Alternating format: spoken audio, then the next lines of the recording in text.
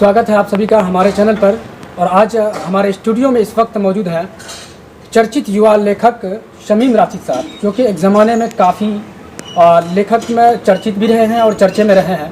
सीधे सीधे आज हम उनसे आपकी मुलाकात कराते हैं और कुछ हम देश के माहौल पर और कुछ आज राजनीति के माहौल पर, कुछ दुनिया के बारे में भी मालूम करेंगे और पूछताछ करेंगे इनसे। तो सर, सबसे पहले तो स्वागत करते हैं। जी, आपका भी बहुत बहुत स्वागत। जी, और मैं तहे दिल से आपके मीडिया और टीवी चैनल को स्वागत इसलिए आपको दोबारा स्वागत करना चाहता हूं कि आज ज़मीनी सच्चाई और साहित्य को लेकर के साहित्यकारों का जो बहुत कम ही लिया जाता है, इसलिए आपका मैं खुद स्वागत करना चाहता हूँ। ठीक है सर। जैसे आप तो वैसे भी बहुत बड़े विद्वान माने जाते हैं और एक अच्छे लेखक में आप शामिल हैं और अच्छे लेखक भी हैं, और आपको दुनिया में आपको काफ़ी चर्चा मिला है। लेकिन आज मैं आपसे बस सबसे पहले यही पूछना चाहूँगा सर कि अगर आज के दौर में कोई अगर ये चाहे कि लेखक बनना है या जो है मतलब और किसी ओहदे पर फाइज होना चाहेगा, क्या आज के दौर में ये संभव है या है? यदि संभव है तो किस प्रकार से संभव है, ये हम जानना चाहेंगे आपसे। ये दुनिया जब तक है, शब्द तब तक रहेगा और लेखक तब तक होते रहेंगे। लेखक बनना, और ये जब तक प्रेमचंद के ज़माने से लेकर के आज तक जो लेखक में बदलाव आए हैं और जो युवा लेखक बनना चाहते हैं वो, और लेखक बनने के कई पड़ाव हैं, उनमें सबसे पहले आपको यथार्थ पर लिखना है, अपने आसपास होने वाले समय को लिखना है। जो लेखक समय और काल को जिएगा वही लेखक कहलाएगा। और आपके सामने बहुत सारी समस्याएं हैं, बातें हैं जो आज परिस्थितियों को दूर कर करके जो लिखते हैं और जो घबरा जाते हैं ओहदे पर रहने वालों से, वो लेखक नहीं बन पाएंगे।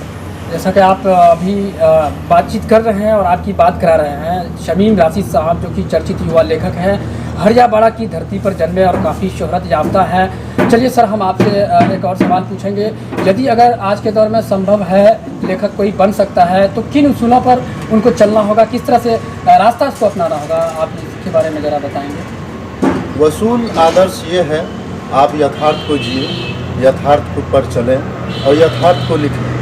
समाज में अंतराव में जो लोग हैं उनके बारे में आप सच्चाई के साथ लिखें, तो उन आदर्शों उसूलों के साथ आप एक अच्छे लेखक बन सकते हैं। ठीक है सर, बहुत शुक्रिया आपका। लेकिन अभी कुछ हालात दुनिया के ऊपर आपने देखा होगा कि अभी फ्रांस में जो है नबी की तौहीन की गई है, तो उस पर आपकी क्या रणनीति है और क्या कहना चाहेंगे इस पर आप?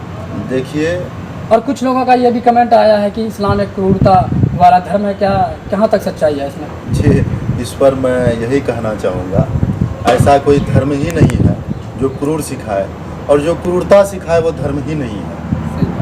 सर्वप्रथम मैं बताना चाहूँगा, जो मानवता का धर्म है वो सर्वश्रेष्ठ धर्म है। आज दुनिया में होड़ लगी है एक दूसरे को बदनाम करने की। मैं बताना चाहूँगा अभी हालिया अपने मुंगेर घटना के बारे में, यहाँ कोई हिंदू मुस्लिम पॉलिटिक्स नहीं था। यहाँ पुलिस और पब्लिकों के बीच में क्या हुआ, सरकार ने वहाँ क्या एक्शन लिया और क्या प्रशासन और शासन की व्यवस्थाएं थी, इस पर सवाल उठता है। यहाँ तो कोई हिंदू मुस्लिम नहीं था। जहाँ तक इस्लाम की क्रूरता की बोलने वाले लोग हैं, तो वो लोग सिर्फ जो है अल्प ज्ञान रखते हैं। मैं बताना चाहूँगा कि हिटलर कोई मुसलमान नहीं था, जिन्होंने 20 लाख लोगों को एक रूम में बंद करके उनको जो है कि मार दिया गया। पूरे दुनिया में जो आज से पहले 2 विश्व युद्ध हुए हैं, उसमें मुसलमान कंट्रियों का ज़्यादा कोई लेना देना नहीं है। परमाणु बम बनाने वाले हिरोशिमा और नागासाकी पर लाखों लोगों की जान ले लिए, बलिदान वो व्यक्तिगत रूप से जिनका कोई कसूर नहीं था, उनको मारने वाला कोई मुसलमान नहीं था। और मैं मुसलमान की बात क्यों करूं? कोई भी व्यक्ति, कोई भी धर्म के लोग, अगर वो अपने धर्म को क्रूरता से पाना चाहता है, तो मैं उस धर्म को ही नहीं मानता। जी जी, तो बहुत बहुत धन्यवाद सर आपका। और चलिए, अब हम आपको जो है अभी बिहार में जो है चुनावी माहौल चल रहा है, जिस तरह से आप भी जानते हैं और ये आगाह हैं आप इन चीज़ों से, तो हम इस पर आपसे बस लास्ट ये आखिरी सवाल है, तो आपसे पूछना चाहूँगा कि यहाँ की आप राजनीति को किस स्तर से और किस नज़रिया से अभी देख रहे हैं? देखिए, आप चुनाव की बात बोले हैं जी जी। तो थोड़ी बहुत हंसी आ जाती है। हाँ तो बिहार की ज़रूरतों पर और बड़ा मुझे अजीब सा लगता है कि मैं किसी पक्ष विपक्ष में नहीं हूँ, मैं किसी राजनीतिक पार्टियों से हूँ। आज हमारी सरकार नीतीश कुमार जी 15 साल से है, जिससे ठीक पहले 15 साल हमारे जो अभी विपक्ष के हैं वो रहे हैं।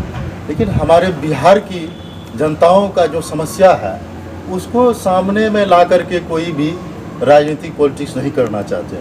आज बिहार बाढ़ प्रभावित क्षेत्र है और ये जो अपना इलाका है सीमांचल, खासतौर पर अररिया और बिहार बाढ़ की समस्याओं से बड़ी बदहाली रहती है। इनकी बात की जाए, जाति और धर्म नीति की राजनीति आज तुच्छ बड़ी स्तर ही गिर गया है, जिसका नैतिकता का पतन हो गया है।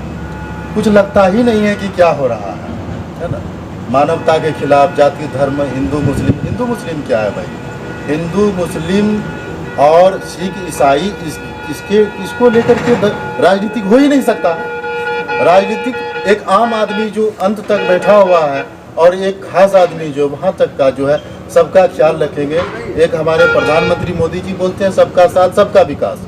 आप सबका साथ सबका विकास को लेकर के चले, यही जो है सब कुछ है। लेकिन यहाँ जुमलाबाजी करना, बोलना और नहीं बोलना। अभी एक बात मैं और बोलना चाहूँगा, अभी बिहार में रोजगार एक बड़ी समस्या है और बेरोजगारी बड़ी बदहाली दौर पर चल रही है। लोग लाखों युवाओं पढ़ लिख करके यूं ही बेरोजगार हैं।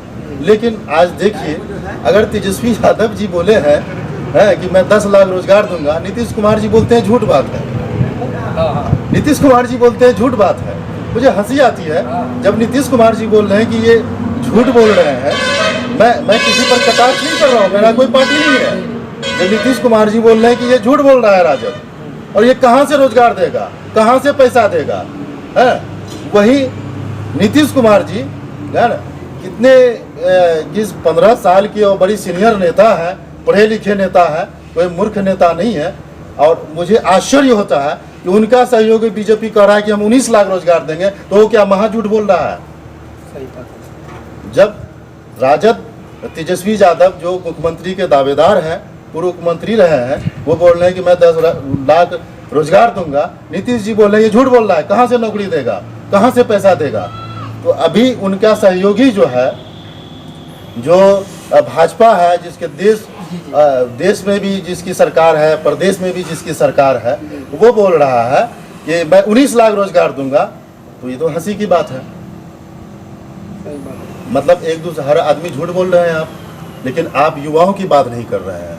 हमारा क्षेत्र पिछड़ापन है, बाढ़ की समस्या है, आज तक आप लोगों ने इस क्षेत्र को सिर्फ ठगा है, छला है। आप तमाम युवाओं को रोजगार देने की बात करें, फैक्ट्रियां लगाएं, पलायन रोकने की बात करें, हमारे गरीब भाई मजदूर हैं, किसान को उचित दाम दें। मैं यही चाहता हूं हर आदमी का विकास हो। प्रधानमंत्री जी का जुमला जिस तरह है उस तरह का ज़मीन पर काम हो, सबका साथ हो, सबका विकास हो।